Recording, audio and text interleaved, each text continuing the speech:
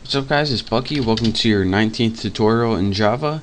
And in this tutorial I'm going to be going over something called an else if statement. Now what an else if statement is pretty much a way of giving Java many options. So in our last tutorial I showed you guys how to build an if statement such as this one, where we had a condition which if age was greater than 60, then we want you to do something like system out print line. I'm going to copy that so I don't have to keep typing it. So if it's over 60, say you are a senior citizen. Let me type it right.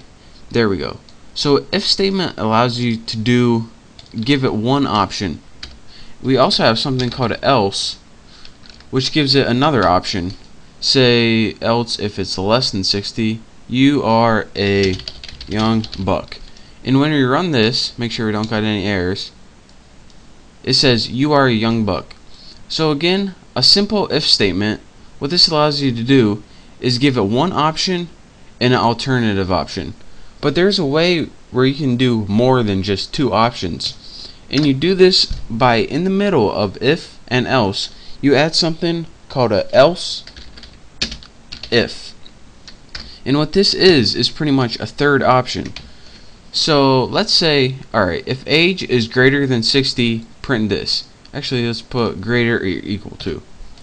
Else, if age is greater or equal to 50, we want you to print you are in your 50s. And we can have as many of these else if statements as we want. So unlike last time where we only had one alternative, it tests to see if age is equal or where it stands in many different tests. So if it's greater than 60, do this. And if it's not greater than 60, then it must be less than 60. So else if it's greater than 50, do this. And we can do this all the way down. Actually, let's go ahead and just copy that, save us some time.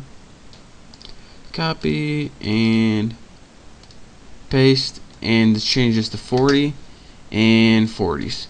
So let me put 45, and I'll show you guys why this does this. Go ahead and put run, and it says you are in your 40s. So here's what it did. It can only do one of these things. So here's what it does. The first thing it does, and remember our age is 45, it says, alright, is age greater or equal to 60? Nope, it's less, so I'm not doing this. Is age greater or equal to 50? Nope, it's not, so I'm not doing this. Is age greater or equal to 40? Yes, it is greater than 40, so I am doing this. You are in your 40s.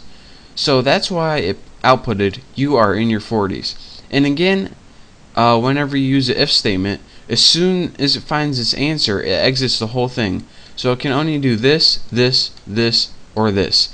And since it did this one, since age was greater than 40, there was no need to go to the else because it already found its answer. So that's how you can give a variable many tests using an if else statement. Again, the if is the main test, and the else if statements are alternative tests if these previous tests are false.